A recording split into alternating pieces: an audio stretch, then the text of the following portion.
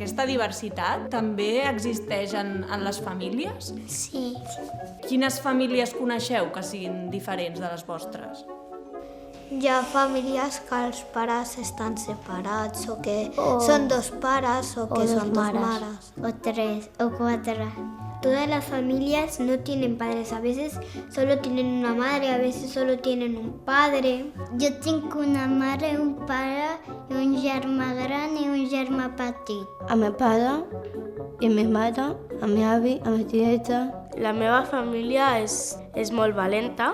La meva és molt alegre. Y claro, nosotras tenemos costums que aquí nos fan. También hay familias que le prestan más atención a los hijos, hay otras que no, están ocupadas en su trabajo, en cosas diferentes. El meu pare nació en África y ahora está en Finlandia. Papá está trabajando. Mi padre trabaja de burritos, es como algo que se come. La mamá en España. I teniu germans o germanes? Tengo un hermano. El bebé tiene 9, dijiste. No, tiene uno.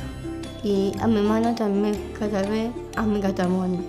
Anar a les 5 meus avós i tot.